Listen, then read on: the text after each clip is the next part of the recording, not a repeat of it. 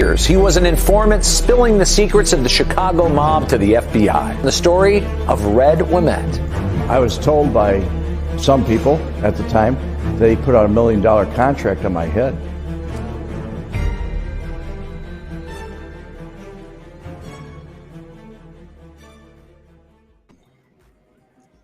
Welcome, Adam. And today is September 7th, 2022. And is Adam with us? I hope he's I'm right here. There you are. You made it. Hi, Julie M. How you doing? Bobby Bag of Donuts. You talking to me? You talking to me? Talking to me? Julia. Anyway. Hi, guys. Brian Bear. Hi, folks. So American Gangster, in A Bronx Tale, Sonny actually said, quote, "That's a good question. It's nice to be both, but it's very difficult. If I had my choice, I'd rather be feared. Fear lasts longer than love," end quote. Right. We asked what he said. What the answer was, both. Yeah. That's what it says. It's nice to be It's both. nice to be both. Him personally, he couldn't be, but it's nice to be both. So, He said it was difficult too. He says it's very difficult to be both.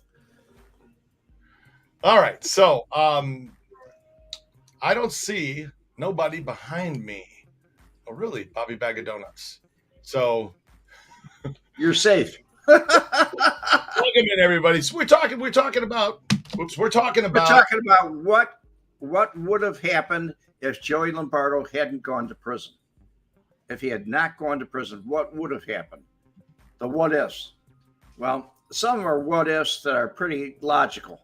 They're pretty logical. As most of you probably know, Joey Lombardo went to prison on the Pendorf case. And I believe that was in 1982, if I'm not mistaken. And he was also involved in the Skim. He was in that trial also. But when he was gone, a lot of things changed. Mainly, there was a vacuum. There was a major vacuum. And during that vacuum, people got upped to different positions. And some people died. The bosses that went to prison, they were gone. So was Joey. And probably one of the major things is Tony Spilaccio being murdered. Had Joey been out, it's my personal opinion that he wouldn't have been murdered. Joey would have taken the bull by the horns. If it was a choice between him being boss and Joey being the boss, Lombardo and Tony, I think it would have gone to Lombardo at that time. But then again, they'd have worked out between them. He might have been his underboss. Who knows? When he did get out of prison, he really went back to an advisory position. He was too hot to handle. And he did get involved in a lot of things. And Schweiss did the same when he got out of prison. And then eventually in Family Secrets, he never stood trial. But all the things that happened when Joey left were like, he put Louis Eberle in charge of the Grand Avenue crew. Well, Louis the Mooch was not the best boss to have for that crew boss. We went from Milwaukee Phil down to Joey, and then he gave it to the Mooch. And then the Mooch died, and there was a vacuum then. And when he died, eventually it got taken over by, I don't know who took it over then. When he died, I forget who took over the Grand Avenue crew, but it happened like that in all the crews. You know, a lot of people went down. He went away. He really kept control on things, very much like in the Bronx Tale, which Chaz Palminteri. He never left the neighborhood. He never moved out to Oak Brook. He never moved out to any place. He stayed right there in Ohio, right in his own district.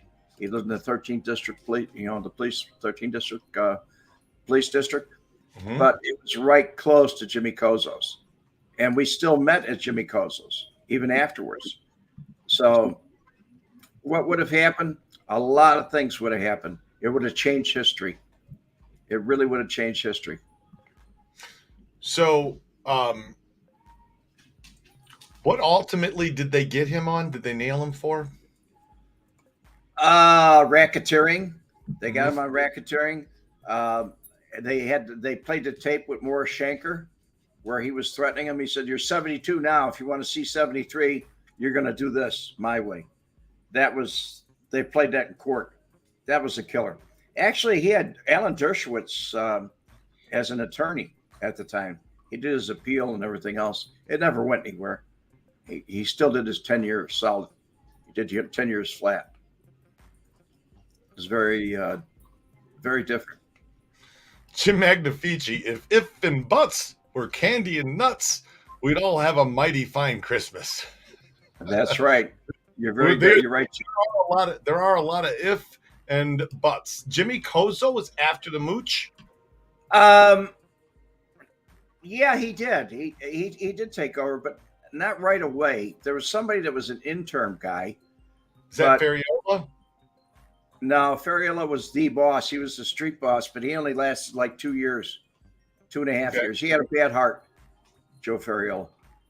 But they say that Albert Vienna or Albie took over later. Okay. What about Chicago TRS is saying Al, the pizza man, was supposedly one of the main targets in Family Secrets. Are you familiar with who this is? Yes. The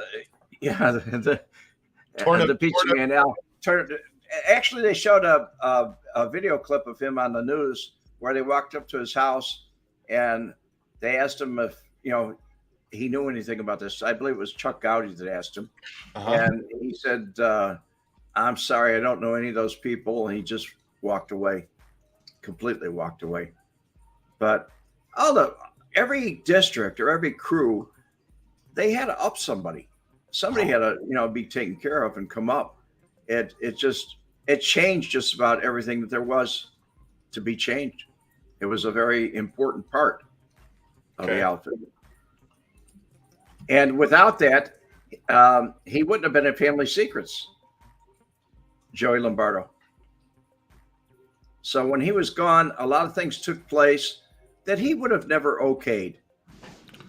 So Al the Pizzaman Tornabene was one of the main. Tornabene. Tornabene. It's Tornabene. No, it's Tornabene, Red. Francie Brady, that butcher boy. Look, I'm on Italian pronounced names. Tornabene. No, listen. Okay. Let's see. Let's have one of our linguistics experts tell you what it was. Listen, I'm on one. I'm on one. Listen. Tornabene. See? Tornabene. We didn't pronounce it that way. Oh, God. Okay. He owned Villanova. We didn't say Schweiz either. Frank Schweiz. Frank the German Schweiz. Schweiz, not Schweiz. It was Schweiz. We never said Schweiz. But the news sometimes said Schweiz, or they slaughtered names. That's the way it was. Where do you think I get it from? Growing up in Chicago. Tornabene. See what Tony Johnson put it up there. We got a French room. You go to the French room in the house. The bat room. The bat room, the front room. The front room. Tornabene. Yeah, Tornabene, not Beanie. Tornabene. Okay. Adam's right on the Tornabene pronunciation. Yes, I'm right. Slap. I deserve the slap. I am right about this. He was a pretty old man at the time. Red is Francis Brady. Francie Brady, that butcher boy. It just never gets old, man. It's too much fun.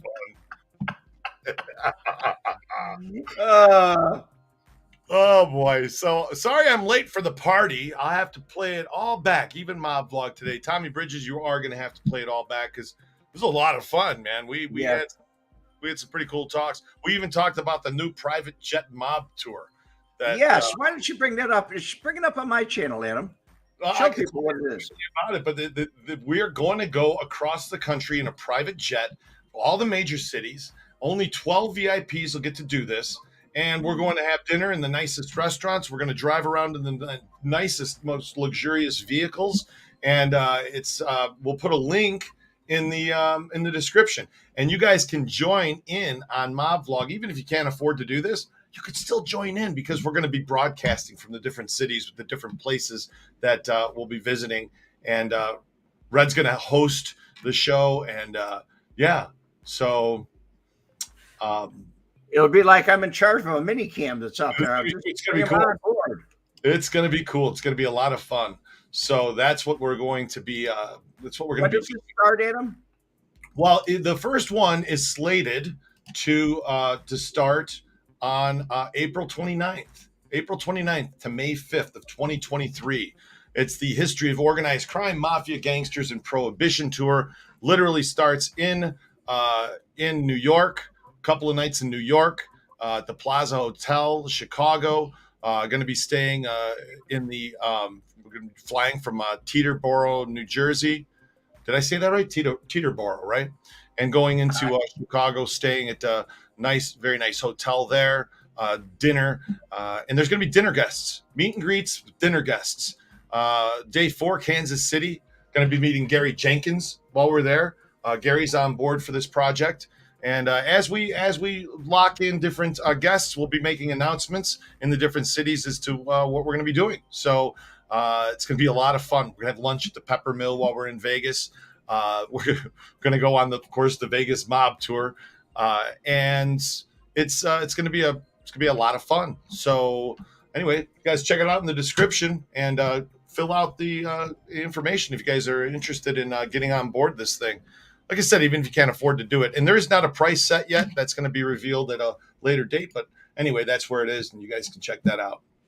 The surprise guests, the guests that will go to dinner with you are celebrities, and they're not named yet.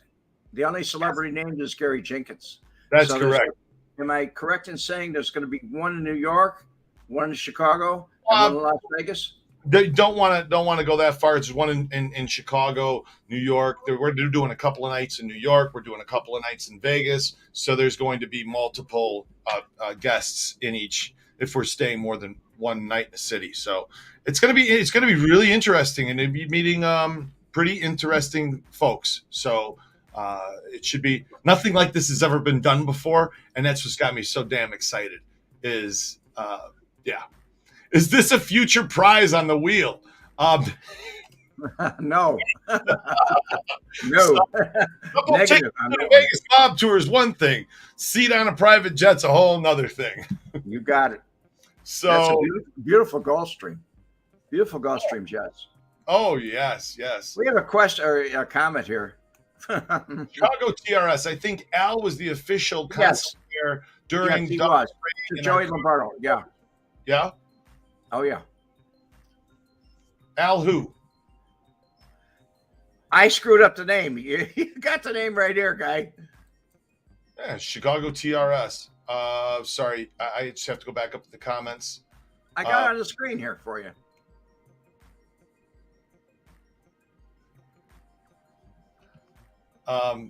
Sorry, Teterboro. Yeah, Teterboro, New Jersey.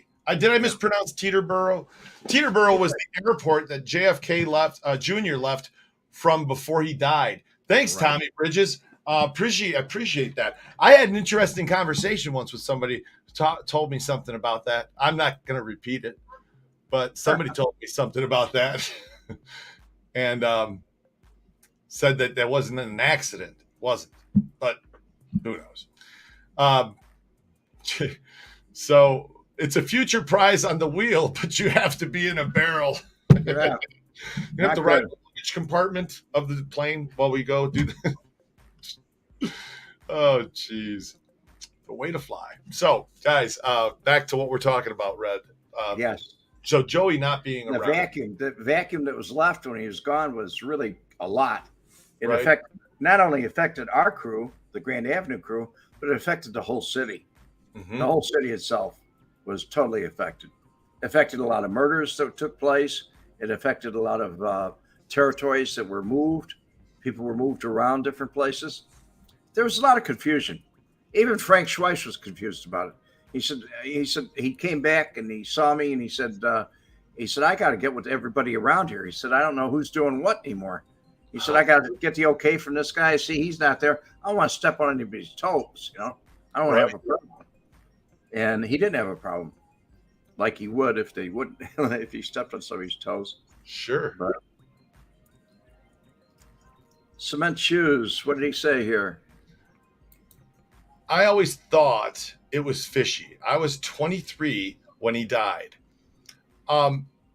He's talking about Kennedy.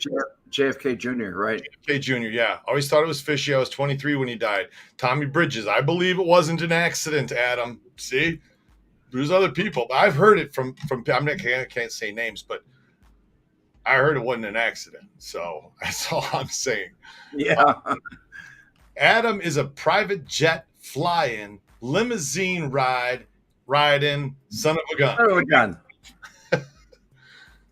Private jet flying, limousine riding, son of a gun. Is that lyrics from a song? What is it?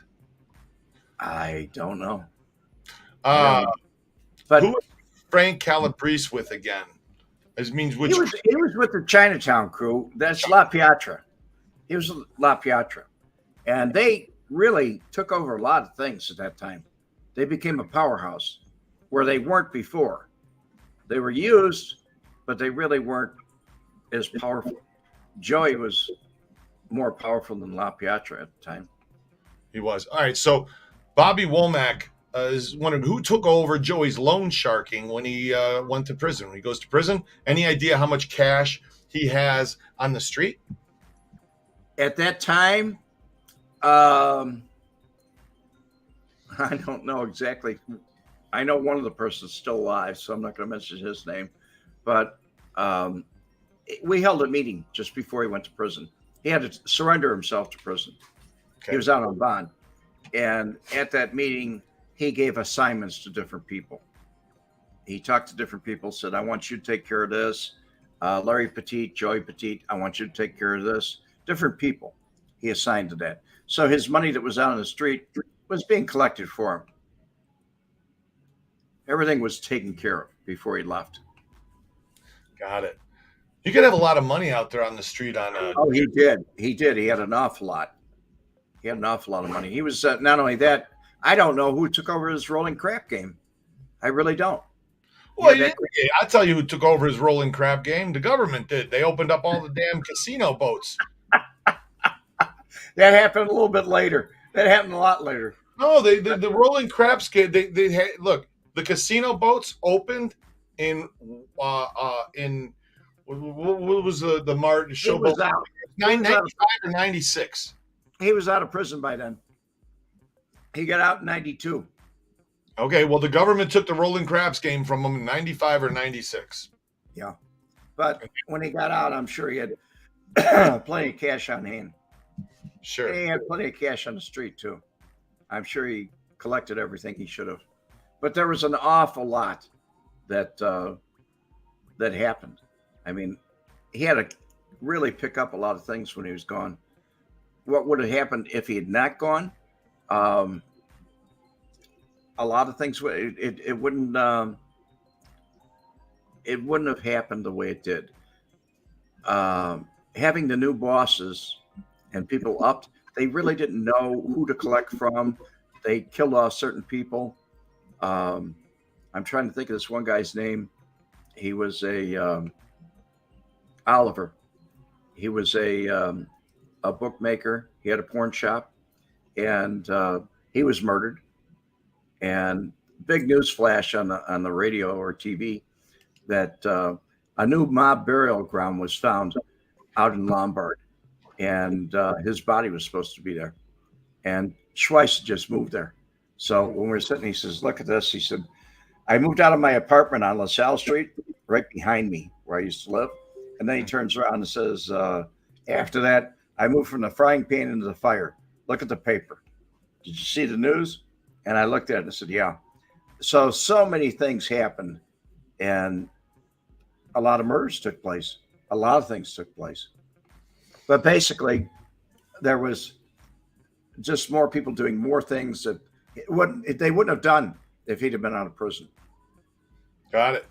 So Bobby Bag of Donuts is agreeing it wasn't an accident, JFK Jr. Julie M thinks it wasn't an accident. I think that everybody on the channel agrees it wasn't an accident. Bobby Bag of Donuts, don't confuse accidents with coincidence. In the outfit, There is no such things. That's correct, Bobby. Don't confuse accidents with coincidence. Yes, sir. You're right. I like that. Yeah. I like it. Scott, any word on Lombardo's house renovations? We did a tour. We went through his house, virtual tour. Yes. I have no idea who bought it. Yeah. Are they Well, doing actually, it was bought from his widow. Do you guys know on the channel? Put it up there if you know, because I'd be interested in hearing if there's something. Who did they renovate it? Is it still with somebody who is connected to the family somehow? I always heard Spilotro was nicer than he was portrayed to be, although he was a killer. That's a fact. That is a fact. This can't be wrong. All of Diane them. said Diane Hansen met him numerous times, and he was always a gentleman. He was always a gentleman with me. He was an easygoing guy. Enjoyed his scotch, and just we laughed and talked like we talk on the show. I mean, that easygoing guy. The movie made him out to be the casino movie made him out to be a monster, and he really wasn't like that. I didn't see that side of him. I didn't see it at all. Strictly business. That's correct. BSJ, JFK Jr.'s girlfriend told him to shower before the flight. He told her he'd wash up later.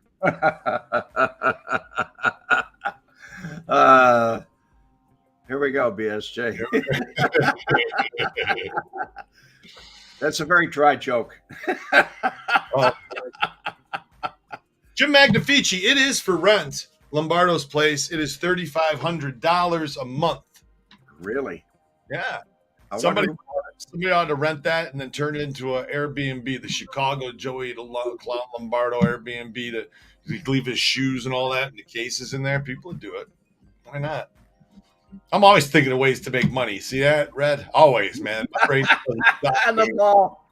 doesn't On the stop. ball, Man. Adam. It doesn't. It's like I'm always thinking of it. Someone tampered with that plane. Yeah, I'm going to guess somebody probably did. That's kind of what I was told. So There's been so much news about in the FAA at the time, and there's a lot of things that went wrong with that. When I looked at all the information that was available, the only thing that I saw was that I looked at very deliberately was they lost radio contact got with it. different areas, and that kind of looked fishy to me. But Right. then again, who knows? Could have been anything. Miss Can't Be Wrong. Casino really portrayed him bad, and he had children younger, right? Or was that the fiction? No, he had a son. Yes, he did. And Yes, right, he did. And he loved that kid. He loved that kid. back in those So- days, if you wanted to adopt a child, if you greased the right wheels, that's how it worked in Chicago. Bobby, bag of donuts. I can't believe this. First of all, I want to hit Jim here. Frank Schweiss lived at 1703 South Main Street in Lombard, Illinois. That was his son's house. That was Uh-huh. his son, John Schweiss. His He had a name son? was Frank John Schweiss. He had a son. Yes. He's still Yes. around. He had a son and a daughter. He had Nora and he had John. Oh yeah, right. Nora does the mob's wives, right, and all that. Right. Yeah. Right. Nora's selling real estate in Florida, South Okay. Florida. Bobby, bag of donuts. Red, do you think you were accepted by the outfit because you're a straight up no nonsense guy who knew when to keep his mouth shut? Yeah, or closed around him. Yes, I do. I was very respectful, and I got a lot of respect back too. Nobody ever really jumped on me for anything that I can Right. remember. Yes, Tony Johnson. Vincent was adopted. Yes. I wonder, Scott. I wonder if they found anything in the walls of Lombardo's house. I kind of doubt it, but No way. Joey kept everything out. Is when you looked at that, you saw his gold watch laying out and everything else. I mean, he just let things lay out. Nobody is going to break into his house and do anything. Even when the cops showed up at his house in the back, he was working on his car in the back, and he had the hood open on this old beat up Dodge. This guy could afford to send anything to a dealership that he wanted to, but he didn't. And he could afford to live anywhere he wanted to, too. Could have lived in a mansion. But the police pulled up. He was working on his car. He didn't even flinch. He just looked over at him and went back working on his car. Nobody bothered him in his neighborhood. Nobody stole from him, I'll tell you that much. That's one house I wouldn't want to go into. Tony Johnson. Schweiss lived on LaSalle Street. Yes, he did. Okay. He did live on LaSalle Street. He lived right behind me. I was on Wells. He was on LaSalle.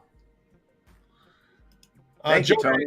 Joey Ayupa wants to know, who's Pat Spilatro in the comments? He comes up every once in a while. That's Dr. Pat. Is it really? Yeah. That's Dr. Pat, the dentist. He passed away. So, But he was a dentist. He worked on everybody's teeth. Everybody that was in the mob, he worked on their teeth. Joey Lombardo was going to him when he got picked up. And basically, he told him in the very beginning, he said, if he was out, it would have never happened. And then later on, as he was talking to him over and over, Pat Spilatro turned him in for saying, you know how it is. If you don't do something, somebody's going to take care of you. And Pat said, oh, well, you didn't do anything. But what he didn't understand was he was in prison at the time. So Pat collected the $20,000 reward. so down the JFK hole here. Just go back. No. That's what I heard, though. I heard there was another passenger on the plane, and the reason that it went they sent the rescue crew in the wrong direction, right? Something like that. And then another crew went over there and took that extra body out of the crash site before the real rescue crew showed up. That's what I heard. Something like that. But why would somebody kamikaze a plane? Why would they kill themselves to kill him? No. You know what I mean? That just makes it's hard for me to chew off that, bite that off, and believe. I don't know. I honestly don't know. Dr. Pat worked on my teeth twice. Really, Anthony? Really? Wow. That's great, buddy. Don Ciccio, everybody thinks the outfit guys are animals. Think about how many ordinary fathers went to war, killed numerous people, and you never know it when they came home.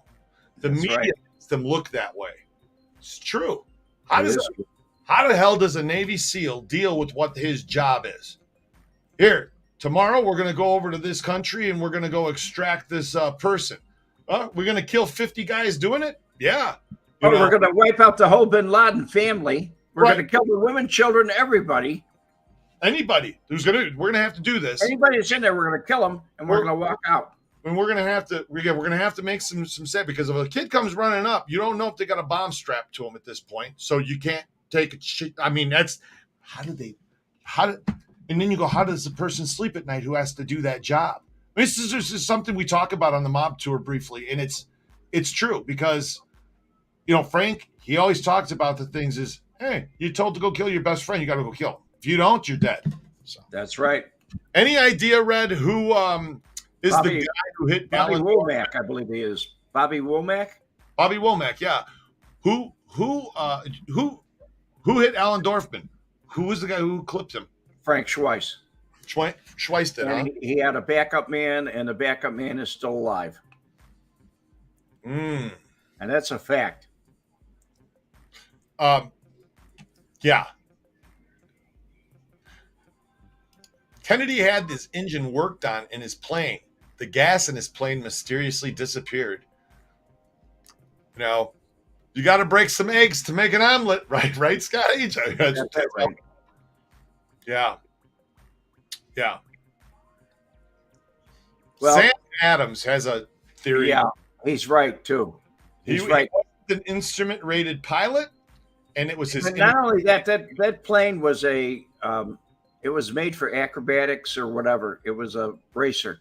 It was a special plane. It wasn't like getting in a Gulfstream 5 or 4. Right. So this wasn't like this was like a Cessna or like a carbon wing.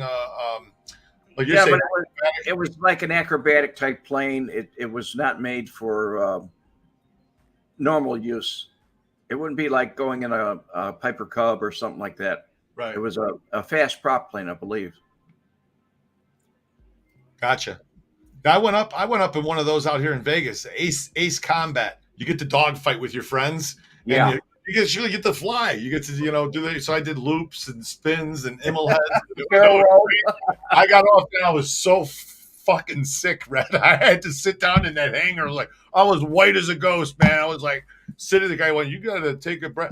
Man, at the end of that flight, I wanted out of that freaking airplane, man. I was getting claustrophobic in there. It was, holy cripes. I actually went up. They have a training plane with the Blue Angels, and they were at what year was this? They were at I had just gotten over my agoraphobia. Okay. And they were at Glenview Naval Air Station. They took off from there and they flew over for the show, for the air show. Yeah. And I got a chance to go up with them, but they didn't do anything with me. They knew I had a problem. They had take my blood pressure and everything else before I could get up pre-flight. But it's a two-seater. It's not a one-seater. It's a training vehicle. Uh-huh. And the major that brought me up was the Marine Corps major that brought me up in it. Actually, Jim Schwank was involved in that too. He was the provost marshal at Great Lakes, so he got me introduced to him. But it was just an up, touch and go. I mean, I didn't want to do any flying around. I have a thing about planes anyway. You've been in 3 crashes, and every crash was a Friday the 13th. 3 commercial. Every one was on a Friday the 13th. Now that doesn't get any creepy than that. That's crazy. Street stories. Anthony wants to take you back. I took flying lessons at Butler Aviation at Pewaukee and Wheeling. Yes. Executive Airport. That's where the Executive Airport is, Pewaukee. That's right. Anthony, it's called Executive Airport now. As a matter of fact, George Priester on that. The private jet mob tour, I believe that's where it's flying into in Chicago and taking off from. That's what you told me. Yeah. So it's quite an airport now. Yeah. Uh-huh. When George Priester first built that airport, it was something else. I'm not even going to try. I was talking to Bobby Bag of Donuts. It was a coincidence, Bobby said. And Don Ciccio Di Porzalo said, Bobby, tu Peru bona Sicilianu. You know what happens when I do that? No. Oh, you have no idea? Mm-mm. You can just call me Francis Brady. Francis Brady, that butcher boy. Father Tune-Up. Outfit boss. Red, have you ever flown the DC-10? As a matter of fact, no. As I was driving when DC-10 crashed at O'Hare, I was driving up Toohey Avenue and I saw it crash. It lost an engine. And Anthony did a show on this. Anthony DiMartini did a show on this. It was very interesting. But it was terrible at the time. The thing crashed into Park Ridge. And I believe his name was Jose Jimenez, a comedian at the time. He said he was doing a joke afterwards, and he said, "Do you have any fear of flying?" And he said, "Not normally." And he said, "Unless it's a DC-10, then I'm a pisser."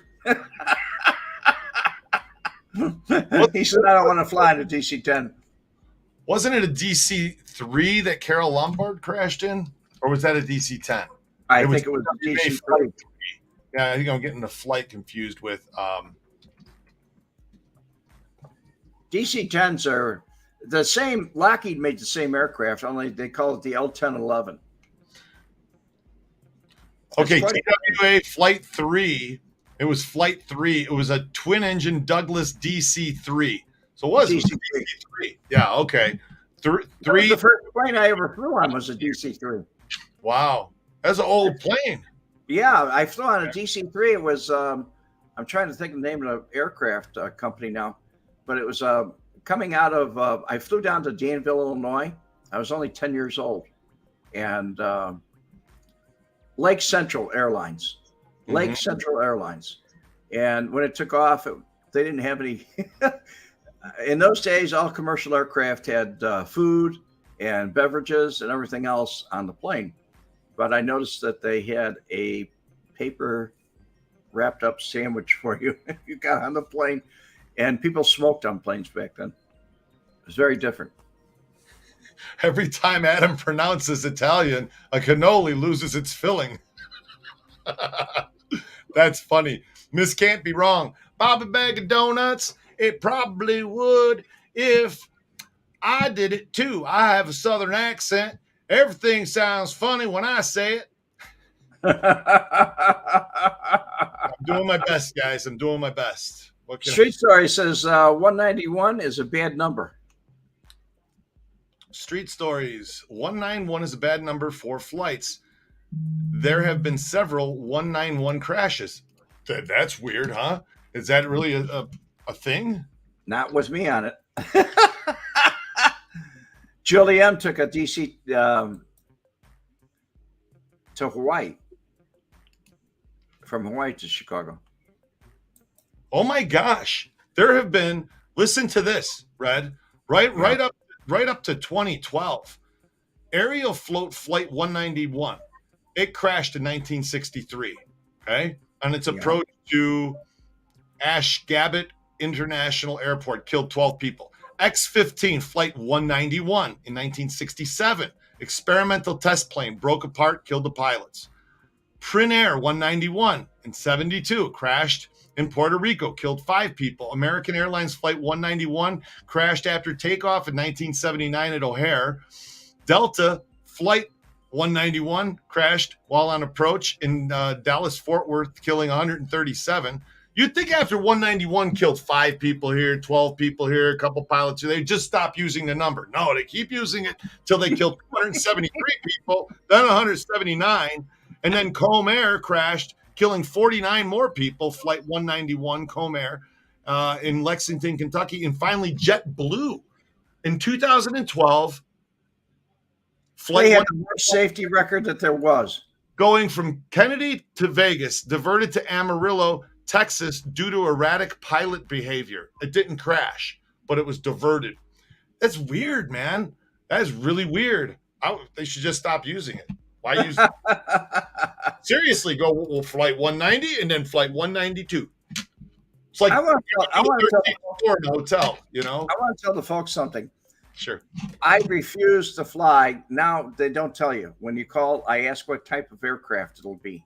Like when I flew out to Vegas, I like to fly strictly on 737s because they're a wide body jet, and there's only one airline that actually has only 737s, and that's Southwest. And you don't have to worry about the 727s or the Airbus because they're different pilots. You get a lot better service. You really do. And that 737 is a really, really safe plane. And this... Which ones did they just ground all of them? It was the 737 MAX? The one that had some kind of problem where it would just crash for no reason? I don't remember that. The only one I remember is... It was a few years ago. They grounded all of them. 737 MAX, I think. Yeah, they probably grounded over a certain period of time. That happened with the Connie, too, the Continental. Mm-hmm. It was the best plane I ever flew on was a Boeing 777, the 777, and it was going to Peru, and I took it out of Chicago O'Hare Airport and landed in Miami, and there was nobody on that flight. Holds a lot of people. It's a lot bigger than the 747. I never even felt it take off. Never. It was gorgeous plane. So how do we get from there to here? I don't know. That's what I'm saying. We were talking about Joey Lombardo, and then suddenly we're talking about JFK Jr.'s airplane accident, and now we're talking about just airplane accidents in general. Okay, well, I'll share with you folks, since we're talking about that, I'll share with you folks. The last crash I had was I was flying out of Washington National at that time. They call it Reagan or Washington National. I don't know what they call it now. But at any rate, it was on a 707, and it was United. And there were jets flying at that time, but they pulled out this old 707. Mm-hmm. And there weren't enough flights, so they were making room for other people. And I was in the Marine Corps at the time. And as we took off. We were only up in the air a short time. It was in the winter, and there were storms everywhere. A lot of airports were closed, but all of a sudden, the whole one side of the plane turned pitch black. They blew an oil line, a pressurized oil line, and that thing, the pilot got in the air and he said, "Ladies and gentlemen, we're going to have a put in for an emergency landing. Don't get excited. This 707 is perfectly capable of flying on 2 engines." And he said, "We'll be putting it into Baltimore," which is just a short stop from Washington National. Baltimore's not that far away. We get to Baltimore, it's snowed in. he gets on. He says, "Ladies and gentlemen, because of weather conditions, we're going to have to move up further north." And so then the next place he says, "We're going to try and put it in Indianapolis, Indiana." We get to Indianapolis and he says, "Ladies and gentlemen, the airport's closed. We can't put it there." By this time, we're really, starting to get worried. So we passed that. We were headed over Lake Michigan, and you could see the lake down below us. We were fairly low, but he had us in a headwind because he wanted to save that one engine. Well, it burned up finally, and the engine started fire, and they put it out. And he said, "Ladies and gentlemen, we're going to have to put in O'Hare Airport." And power went dead. There was no lights on in the plane. It was at nighttime, and I got down in the aisle, and there was a stewardess came over to me and said, "Get back in your seat, tighten yourself up." And I said, And I said a prayer. I said a prayer to the Lord. I said, "If you let me out of this one, I'll never take your name in vain again." And I haven't. I've never heard Red say, I've never heard him ever take the Lord's name in vain. I feel bad. Sometimes I do it, and I feel badly. But I've kept that covenant, that promise. He did his part. Not that I'm not ready to go. I'll go when he wants me. Scott H., I was on a plane that got hit by lightning. We had to turn back. But that would bother me. The whole plane lit up.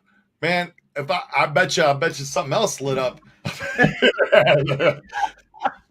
Here's the one thing happened to me. I was on a flight coming out to Las Vegas, and it was an early morning flight. I hadn't gotten much sleep the night before, so I slept most of the way. When I woke up on the plane, it was listening to the pilot say, "We're going to make a pass by the tower to have them check to see if our wheel is still on the airplane." Yeah. And I said, "What?" The lady next to me said, "Oh, right after you went to sleep, the pilot got on and told us all that the sensors are telling him that the wheel fell off when we were taking off at Midway. And they had no way, they were too far from the tower for the tower to see it. So they figured it may be a bad sensor. The tire might still be there, but we're going to fly by the tower when we get to O'Hare, to McCarran to see if it's still on." Oh my God. If I had been awake, if I was awake when they told me that, Red, I'd have been pissing, man, for 4 hours. I'd been sitting there freaking out. I am so glad that I woke up and only heard I had to sit there for about 10 minutes with the heebie-jeebies in my stomach going, "Are we about to crash? Like, is this where it happens in my life? Is this when, is the plane going to catch on fire when this getting down the runway?" Oh my God. I'm like thinking to myself, you think they could get a pickup truck and maybe set the thing down on the pickup truck? So I'm freaking out, man. I'm going not 120 miles an hour, 180 miles an hour. Hell no. Crush the damn vehicles, what you do. In that particular crash that I was telling you about on United, they didn't have any power to get the landing gear down. Now, sometimes you see in movies where they got a crank and they crank it down. They didn't have a crank. It had to be done electric. So we made a belly landing on the snow. Wow. And when it opened up, it was kind of interesting because because the landing gear's big, we weren't that high where we needed a ladder to get off there. Get out. Yeah. So when they opened up the emergency doors, they put out these chutes, and they were made out of rubberized plastic, whatever. And yeah, who's gonna drive the pickup truck? Bruce Willis. Yippee-ki-yay! Let's go. Sorry, but there are a lot of people that got injured because they were kept get out, and they throw them in the chute, and the chute was laying on the tarmac. And when I got there, a lot of people had broken hips, or they were landing on their butts. Really, it was sad because they just pushed them out the hatch. And when I got out, I just stepped down. I just stepped down to the tarmac. I had my knee up to my chest, but I stepped down. So that's what happened to me. Scott H says.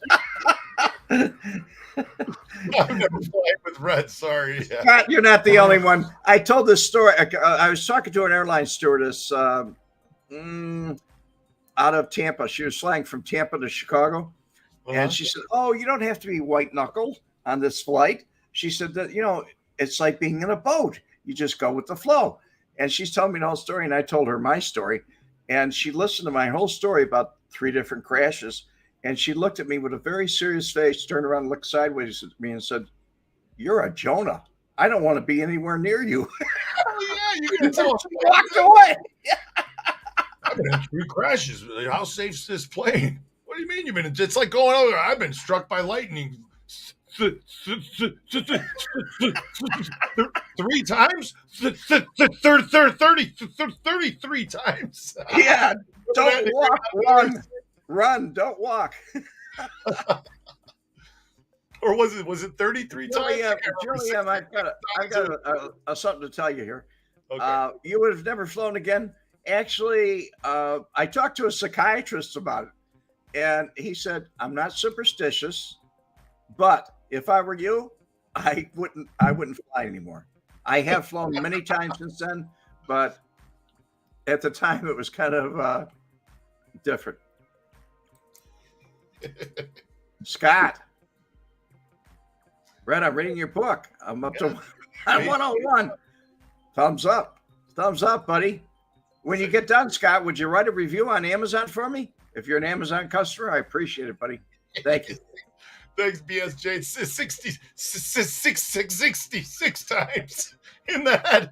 He got the white streak going down his head like Tony's. What's the great outdoors? Julian's got it right here. Oh, like that the was great so outdoors. funny. Yeah, great outdoors. Only That times was you've been hit. That was so fun. Dude, I pissed just thinking about it, man. I love movies. I love movies. She should have screamed. The steward, the flight attendant should have screamed, "What's the date today?" Anthony, you're right. Excuse me, I'm sick. I'm going home now. But Anthony, I'm going to tell you something. I don't leave the house on Friday the 13th, even to this day. On Friday the 13th, I do not leave the house. I stay at home. Am I superstitious? Not really. I'm accident prone. I had some other bad things happen to me on Friday the 13th, like a traffic ticket. Somebody pulled me over, things like that. I just stay away from it. It's preparedness and opportunity coming together, Red. That's what it is. Robert, 0969. I'm thinking about what he said. If there's a flight on Friday the 13th that is 191, you can bet your last dollar I'm not going to be on it. You can take odds on that one. Anthony said if he was you, he wouldn't even take a piss on that day. Oh my God. It's true. Well, we started talking about Joey, then we ended up over there, then on the airplanes, and now on to this. What do you think, Red? The only reason I went in this direction was because people started talking about JFK's flight. You never know where the hell we're going to end up. We really don't. We try to stay on topic. We're going to end up at the end. I want to thank everybody for stopping by. Adam, I want to thank you. And obviously, we're going to be, well in contact with each other on this new experience. What's the name of it? What's the name of it? Well, officially, it is the. Hold on. Let me just share. Here we go. The history of organized crime, mafia, gangsters, and prohibition tour. But we're calling it the private jet mob tour. Okay. Vegas Specialty Tours partnered up with the Bucket List Social Club and put this great experience together, which I'm going to get to host. And if you guys are not able to afford to do this thing, because this isn't going to be cheap. I can tell you that right now. This isn't going to be cheap. If you got to know how much it is. This is for the elite. This is definitely for the elite. Yeah, you probably can't afford it if you have to ask. So this is but if you want more information, fill out the links, and you guys can check that out.